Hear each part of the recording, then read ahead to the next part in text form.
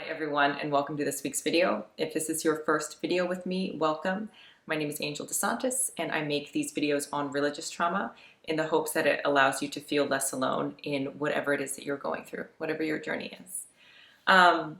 This week I wanted to address two questions that kind of have the same sort of theme and talk about how to help someone to leave a cult or to leave a religious mindset or even an MLM in some cases.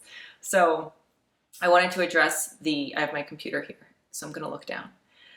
But the question that I didn't answer last week says, it's by Samuel Martucci.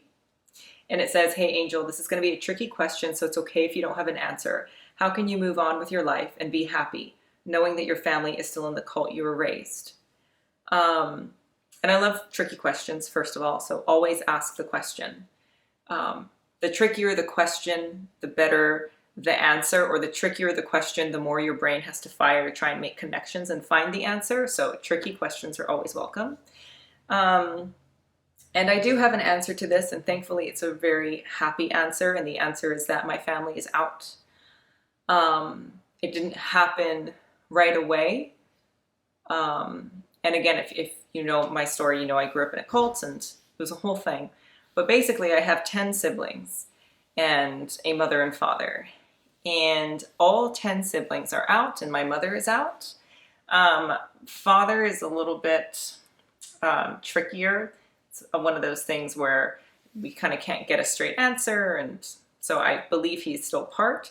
And so I feel happy knowing that my younger siblings especially are out. I'm happy that my mom is out, and I'm happy that my siblings are out, and that means a lot to me. And I definitely, once I left, and if you know my story, I left, I had a husband at the time, we got an apartment, and then we invited my other siblings to come and kind of use us to get set up, and a few of them came and stayed with us for a little bit and found jobs and kind of went into society through us, and I'm glad that we were able to do that. And a lot of ex-members, when you were the first person or the second person to leave, a lot of people did end up helping their siblings out and helping people out. So I'm super thankful to say that I was able to do that.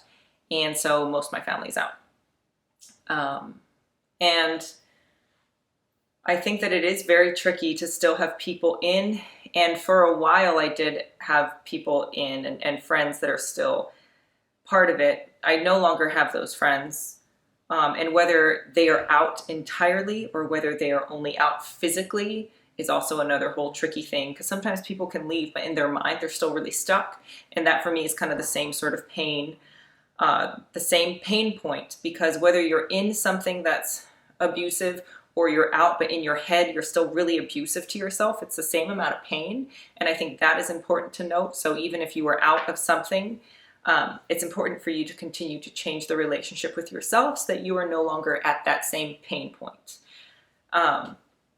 So yes, for a while when I was out and my friends weren't, I did feel the need to pull them out of the cult, which leads me into the next comment, which was left by somebody called Loop Person. And it says, how does one help someone out of religion? Let's say hypothetically, they are somewhat curious of other religions or meaning of religions. Any advice on the line between guiding them and pushing them too quickly? Thank you for your videos. I'm a lesbian who became close to a Catholic lady. Needless to say, it's been a difficult ride for both of us. So I'm sorry that it's been a difficult ride. But how do you help someone out of religion? How do you help someone who is stuck in that place where they don't see, I guess, or they have been blocked from being able to see that they're in something that is harming them? How do you pull that person out of the place that they're in? And I will say that it starts with giving them the opportunity to guide themselves out. I think a lot of us mistakenly think that because we're out or because we have an answer that has worked for us, that means that this answer will also work for this person that you want to help out. And that's not really how life goes. It doesn't translate, right? So for example, let's just use diets. Say that I have something to do with my skin and I stop eating dairy and my skin clears up. And then I go to you and you're having skin problems and I say, stop eating all dairy. And you stop eating dairy, but your skin problems continue. There's nothing wrong with you and there's nothing wrong with me. It's just that the thing that was a remedy for me is not a remedy for you as well. You will have to figure out your remedy. And that's going to be something that is catered to you and something that makes sense to you. And even though I have solved my problem, the way that I solved my problem doesn't translate into the way that you are going to solve yours. And that, I feel, is true also for helping someone out of religion or helping someone out of an abusive relationship. The thing that worked for you is amazing. It's amazing that it worked for you, but it doesn't necessarily translate. And I don't think you can ever pull or force anyone to a realization before they are ready to do it. And I think that can sometimes be a cause of pain or a cause of tension, because what you're trying to do is rush someone else's timeline. So life, everyone has their own life and everyone gets their own timeline of life. And I think you see this repeated, whether it's in like popular culture or in just regular life, right? Where the teenager gets involved with like somebody that the parents don't like, the parents try and separate them and it just ends up pushing them together. Or, you know, someone has an abusive boyfriend or an abusive girlfriend and you try and get them out and it just forces them closer together. And it's because you're trying to force your way into a timeline that doesn't belong to you. And the hope or the idealistic view is that this person eventually comes to realize on their own that this thing is not good for them and they value themselves enough to leave. And that is where it comes in. That's where you come in. If you want to help someone out of something that is bad for them, you have to help them see their value. You have to help them understand their power and see their value. Because whether you are in an abusive religion, abusive relationship, abusive job, abusive anything, they have power when you don't realize you have power. And they get their power from taking your value. And if you can help someone see their value and see that they are smart, they are valuable, they have autonomy, they are smart and they can think for themselves, they will naturally lead themselves out of that abusive thing that they're in. And if nobody shows up to tell them that they are valuable and they are powerful and they think well, then they will continue to stay in this thing that is telling them that. They will continue to stay in this thing that is abusive to them because they feel like they deserve the punishment that is being given to them because they feel small and unworthy and like not valuable in their own life, which is very sad. There's a book by this psychologist called Steven Hassan, and it's Stevenhassan.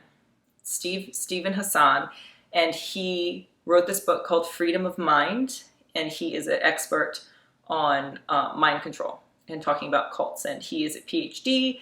He joined a cult like back in the 70s when cults were a thing. They're a thing again, by the way. But anyways, he joined and he fully committed to this cult, and then he left and he got his doctorate, I guess. And he's also a licensed mental health counselor, and he wrote this wonderful book called Freedom of Mind, which I very, very much recommend to anyone who is struggling with maybe a loved one who is in something destructive. And he talks about how to help people out of a cult, but he also comes to that sort of same conclusion that it starts with autonomy and it starts with self-worth. And if you feel like you are valuable, when someone else tells you you're not, you'll disagree. There's going to be kind of a natural conflict or a falling out where you disagree on what you're worth. And hopefully you see that, like, okay, if this person isn't valuing me, I can start to walk out, or I need to leave if I want to be valued. But for a lot of us who grew up in traumatic environments, abusive environments, or religiously abusive environments, we are never allowed to see our worth. We are never allowed to have anything good or useful in and of ourselves. It always belongs to someone else. And that can become very tricky. It can become very difficult to lead someone out who has a refusal in their head of their own self-worth. And I used to be like that too. I remember someone telling me that I was a good organizer, and that stressed me out. I was like, do not say anything nice to me. Like, don't you know now that now I have to be punished because you paid me a compliment? And if I take the compliment, now God needs to punish me. And so they will actively block their own worth, even if you are telling them that. But there is a seed. I believe that we're all born with this wonderful, wonderful seed where you know that you do have some sort of value. There's something in there that wants to believe that you have value, and that is the seed that you need to feed in other people if you want to encourage them to walk out of whatever environment that they are in that is abusive to them. It has to start with watering the seed of personal greatness. That's the only way out of these things. And so the way that I left is I thought that even though I thought I was like stupid and incapable and couldn't survive, I had somebody, my husband at the time, or we left and got married, and I thought that with him, we could probably make it. I could probably figure it out with this person. And then later on, when the marriage started to dissolve, I finally had that sort of feeling of I can do it on my own, and I think that I think well enough to be able to figure it out. And so following that and having friends who started watering that seed of thinking that, yes, I'm probably capable, I can probably do it, that is what led me to become who I am today. And that's the seed that I keep watering, and that is the thing that my friends keep watering as well, of just the, yes, I can do it, yes, I'm great, and yes, I think well, and yes, I can create things that are valuable. So that, I think, is how you lead someone out, is that you don't force them out, you don't shove information down their throat. You just tell them, like, look at the evidence. Look, you have proof that you think well. You have proof that you're valuable. If you weren't valuable, why would this cult, or why would this person, why would they want you to stay, or why would they be forcing you to stay if you didn't have any value? So there must be some sort of value. So what is it? And then have them find their own value, have them turn internally and start to look at, well, what's the value? What do they need from me? What are they wanting from me? And then realizing, like, oh my God, I have all these things inside of myself. Oh my God, why did nobody tell me? Is this something that I can believe in myself? And then that is the thing that causes the slow walkout. And I think the thing that's tough about that is that it is very slow. It is a slow process, but it works. And we used to have, what was his name? Ted Kirkpatrick. I don't know if that's the name. Hold on, I'm going to Google. Okay, I was close. It was Ted Patrick, not Ted Kirkpatrick. It's Ted Patrick. And he is 91. Oh my God, he's still alive. Good for him. He is an American cult deprogrammer and author, and he's considered to be the father of deprogramming. And back in the day, back in like the 60s and 70s, when the Children of God was first starting, Ted Patrick would be hired by the fathers and mothers of people who had joined the Children of God, and he would kidnap them out. They had a whole thing. They would go in, they would snatch them, kidnap them, give them to Ted Patrick, and he would run a whole deprogramming thing on them. But the thing about that is that it didn't work because it was against their will. And so as soon as they got their freedom back, they would rejoin, and our cult would take it and be like, see, even the best deprogrammer in the world can't fight God. God wins. So if you Google him, there's a lot of stuff about kidnapping and assault, because that was the way that they would do it, is they would go snatch people and try and deprogram them. But again, there's no choice in that, and there's no autonomy in that. And so it's important to acknowledge that people have autonomy, people have choice, and you want to encourage them in the fact that they are valuable human beings and they can make valuable choices for themselves.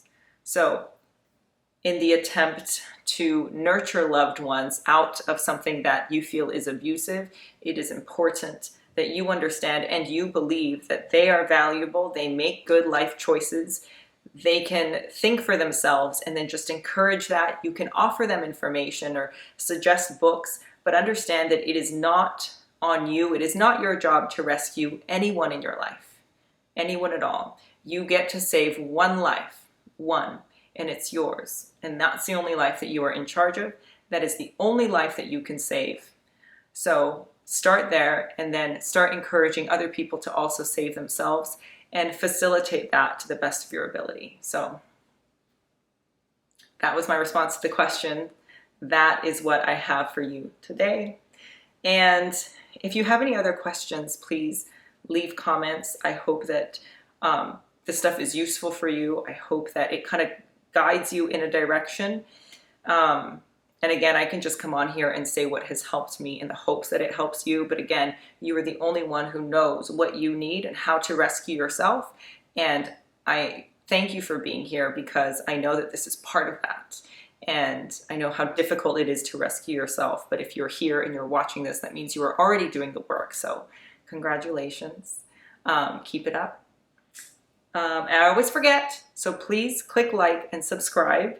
And let me know again if you have questions. I'm going to start doing some more offerings on here for how to rebuild your brain, because I feel like we've kind of gone through the how the brain is destroyed. But I want to offer a resource of how I rebuilt my mental thought patterns, my emotional thought patterns, all of those things. So I'm going to start offering that out. If that sounds interesting to you, let me know.